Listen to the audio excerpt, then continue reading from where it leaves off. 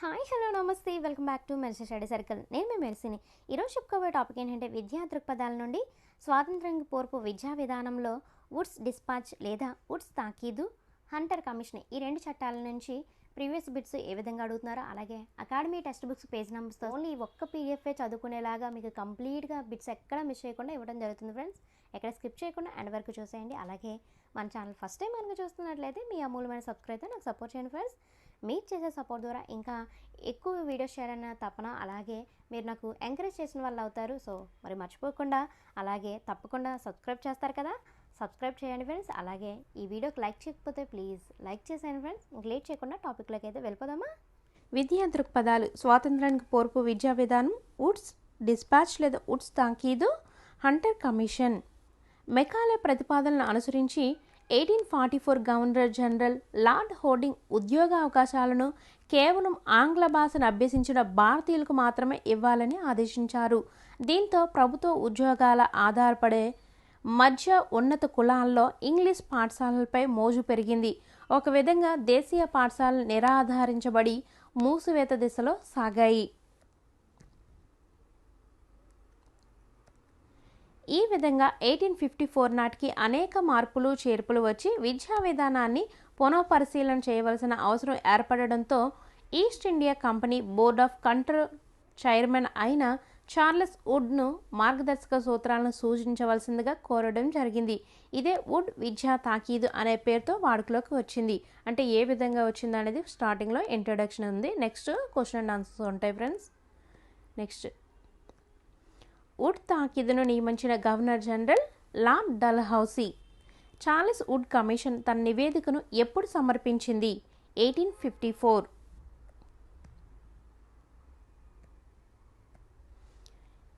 విద్య అందరికీ అందుబాటులో ఉండాలని ప్రతిపాదించింది. అధోముఖ వడపోత సిద్ధాంతాన్ని తిరస్కరించింది. వుడ్ డిస్పాచ్ను Magna Carta of English education and intellectual charter of India, Magna Carta of English education and intellectual charter of ఇండియాగా పేర్కొన్నవారు. లేదా వుడ్ నివేదిక భారతీయ విద్యా విధానంలో మాగ్నా కార్టా లాంటిది అని అన్నది ఎవరు? HR James. ఇది చాలా ఇంపార్టెంట్ బిట్. భారతీయ విద్యా విధానంలో మాగ్నా కార్టాగా వీరి నివేదికను హెచ్ఆర్ జేమ్స్ అభివర్ణించాడు. వుడ్స్ తాకీదు ఈ క్వశ్చన్ ఇలా కూడా అడిగే అవకాశం ఉంది, సో అందుకని ఇలా తీసుకున్నాను. మాగ్నా కార్టా అనగా హక్కుల పత్రం. భారతీయ విద్యా చరిత్రలో అనేక కీలక మార్పులకు కారణభూతమైన కమిషన్ వుడ్స్ తాకీదు. ప్రస్తుత దేశ విద్యా విధానానికి ప్రాతిపదిక వుడ్స్ డిస్పాచ్. భారత విద్యా చరిత్రలో మైలురాయి వుడ్స్ డిస్పాచ్.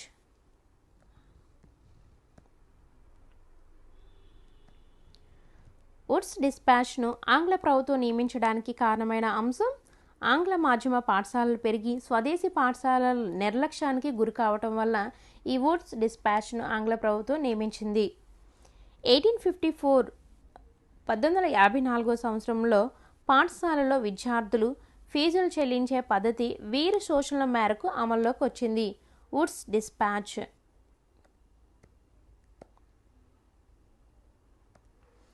వుడ్స్ డిస్పాచ్ ప్రకారం విద్యాలయాల్లో మత విధానం, తటస్థ విధానం పాటించాలి. వుడ్స్ డిస్పాచ్ ప్రకారము భారతీయ విద్యా వ్యాప్తికి బాధ్యత వహించవలసినది బ్రిటిష్ ప్రభుత్వం. భారతదేశ విద్యా చరిత్రలో మొట్టమొదటిసారిగా విద్యా స్థాయి సూచించింది చార్లెస్ వుడ్. చార్లెస్ వుడ్ విద్యను ఎన్ని స్థాయిలుగా సూచించాడు? 5 స్థాయిలు. 1 ప్రాథమిక, మాధ్యమిక, ఉన్నత కళాశాల, విశ్వవిద్యాలయాలు.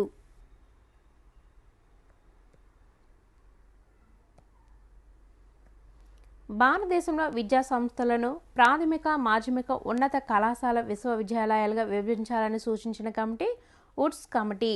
సో క్వశ్చన్ ఇలా కూడా అడిగే అవకాశం ఉంది. వుడ్ తాకీదులోని ముఖ్యాంశము.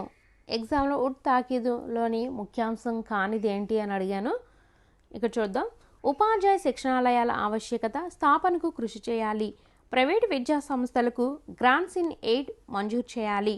ప్రతి రాష్ట్రంలో విద్యాశాఖలను ఏర్పాటు చేసి ప్రజా విద్య నిర్దేశకాధికారిని నియమించాలి. బాలికా స్త్రీ విద్యను అందించే సంస్థలకు, వ్యక్తులకు ప్రోత్సాహం కల్పించాలి.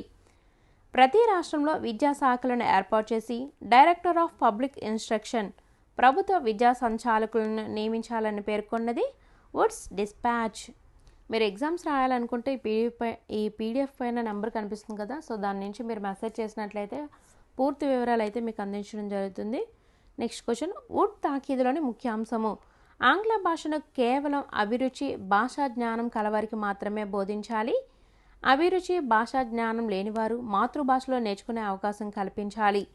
కేంద్ర రాష్ట్ర ప్రభుత్వాలు విశ్వవిద్యాలయాలను స్థాపించాలి.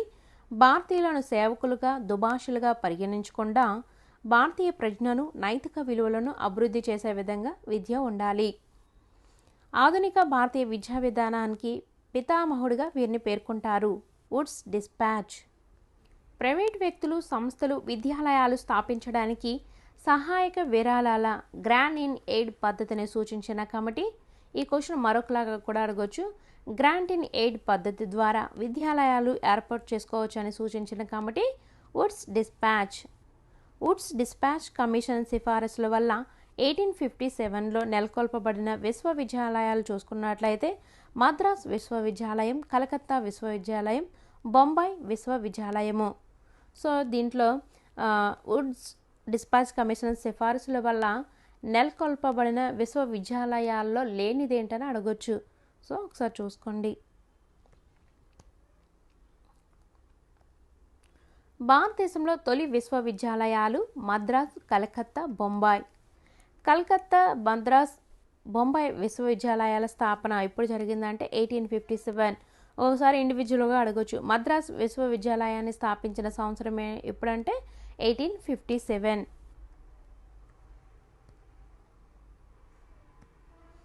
కలకత్తా, మద్రాస్, బొంబాయి విశ్వవిద్యాలయాలు స్థాపించాలని సూచించిన కమిటీ వుడ్స్ తాకీదు.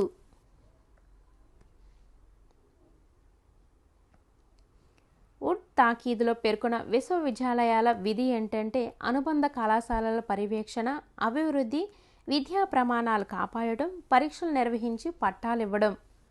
నెక్స్ట్, ఇంగ్లాండ్లో 1878 వరకు స్త్రీ విద్యార్హత నిషేధించడం జరిగింది.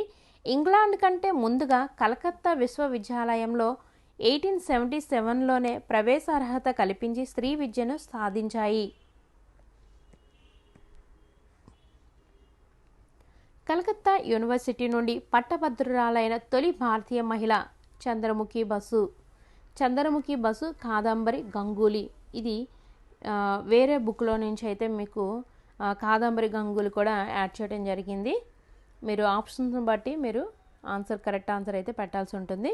కలకత్తా యూనివర్సిటీ నుండి మొట్టమొదటి పట్టభద్రులైన పురుషులు ఎవరంటే బంకిం చంద్ర చటర్జీ, జార్నాథ్ బోస్. అలీగర్ విశ్వవిద్యాలయంను ఏ సంవత్సరంలో ఏర్పాటు చేశారు? 1875. ఇది టెట్కమ్ టీఆర్టీలో అడిగారండి. నేను ఇక్కడ మెన్షన్ చేయలేదు, అప్పటికే నేను పీడిఎఫ్ సెండ్ చేశాను గ్రూప్లో.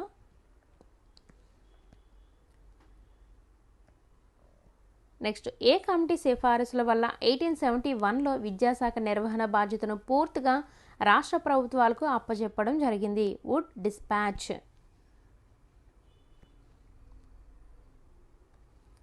అలీగర్లో మహమ్మదన్ ఆంగ్లో ఓరియంటల్ కళాశాలను స్థాపించిన సంవత్సరం 1875. 1854 నుండి 1882 వరకు వుడ్స్ నివేదిక సరిగ్గా అమలు కానందువల్ల అంటర్ కమిషన్ ఏర్పడింది. దీనినే తొలి భారతీయ విద్యా కమిషన్ అని కూడా పిలుస్తారు. ఈ కమిషన్ అంటర్ మహాశయుడి అధ్యక్షతన లార్డ్ రిప్పన్ 1882 ఫిబ్రవరి 3న ఏర్పాటు చేశాడు. ఇది ఇంకా ఇక నుంచి హంటర్ కమిషన్ గురించి ఉంటాయి. హంటర్ కమిషన్ ఏర్పాటు చేసిన వైస్రాయి లార్డ్ రిప్పన్. 1882లో భారతీయ విద్యా కమిషన్ నియమించిన వారు లార్డ్ రిప్పన్. లార్డ్ రిప్పన్ 1882 ఫిబ్రవరి 3న ఏర్పాటు చేసిన కమిషన్ హంటర్ కమిషన్. స్వాతంత్రానికి పూర్వం మొదటి విద్యా కమిటీ లేదా కమిషన్ మరియు భారతదేశంలో నియమించబడిన మొట్టమొదటి విద్యా కమిషన్ హంటర్ కమిషన్. మొదటి ఇండియన్ ఎడ్యుకేషన్ కమిషన్ను ఫిబ్రవరి 3, 1882న సర్ విలియం హంటర్ అధ్యక్షతన 20 మంది సభ్యులతో లార్డ్ రిప్పన్ నియమించాడు. ఈ కమిషన్లో తొలిసారిగా 3 భారతీయ ప్రముఖులను కూడా తీసుకోవడం జరిగింది. Bhudev Mukherjee, sir Syed Ahmad, KT థేలాంగ్.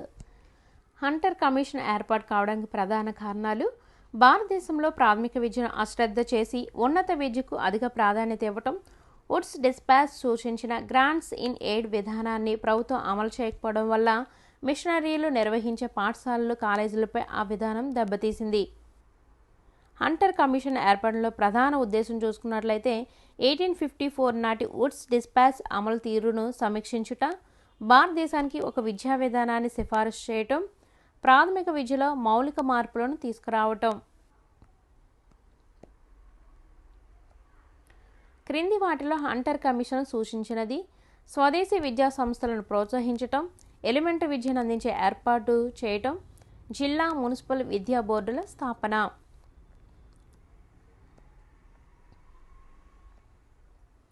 క్రింది వాటిలో హంటర్ కమిషన్ సూచించినది: విద్యా బోర్డులు ప్రాథమిక పాఠశాలకు అవసరమైన నిధులు సమకూర్చే బాధ్యత తీసుకోవడం, మాతృభాషలో విద్యా బోధన చేయడం, సెకండరీ పాఠశాలలు, ఉన్నత విద్యా సంస్థల ఏర్పాటు. ప్రైవేటు సంస్థలు నిర్వహిస్తున్న విద్యా సంస్థలకు ప్రభుత్వం విరాళం అందించాలని నొక్కి చెప్పిన కమిషన్ హంటర్ కమిషన్. ఈ కమిషన్ సిఫారసుల ప్రభావంతో ఉన్నత విద్యా సంస్థలు ప్రారంభించబడ్డాయి. ప్రాథమిక విద్యలో విప్లవాత్మకమైన మార్పులకు తోడ్పడిన కమిటీ లేదా commission Hunter commission. TET committee అట్లా ఇచ్చారు. మొదటిసారిగా ఈ కమిషన్ ప్రాథమిక విద్య వికేంద్రీకరణకు సిఫారసు చేసింది హంటర్ కమిషన్. ఇది కూడా టెట్ కమిటీ అట్లా ఇచ్చారండి. హంటర్ కమిషన్ దీని అభివృద్ధికి విలువైన సిఫారసులను చేసింది ప్రాథమిక విద్య. ఇది కూడా టెట్ కమిటీ అట్లా ఇచ్చారండి. ఏ కమిటీ సిఫారసుల ఆధారంగా ప్రభుత్వం ప్రాథమిక పాఠశాలను విస్తారంగా నెలకొల్పింది? హంటర్ కమిషన్ సిఫారసుల ఆధారంగా. ఉపాధ్యాయ శిక్షణ సంస్థలు స్థాపించి శిక్షణ పొందిన ఉపాధ్యాయులనే పాఠశాలలో నియమించాలని సూచించిన commission Hunter commission. Hunter commission సూచించినది: స్త్రీ విద్యకు, ముస్లిం విద్యకు, వెనుకబడిన తరగతుల విద్యకు ప్రాముఖ్యతనివ్వాలని సూచించింది. ప్రాథమిక విద్య మాతృభాషలో ఉండాలి. ప్రజలకు అవసరమైన పాఠ్య ప్రణాళికలను రూపొందించడం. ప్రభుత్వ పాఠశాలలో మత విద్యను అందించరాదు. వెనుకబడిన వర్గాల వారికి, గిరిజనులకు, స్త్రీలకు విద్యాలయాల్లో ఉచిత ప్రవేశం కల్పించాలని సూచించిన కమిషన్ హంటర్ కమిషన్.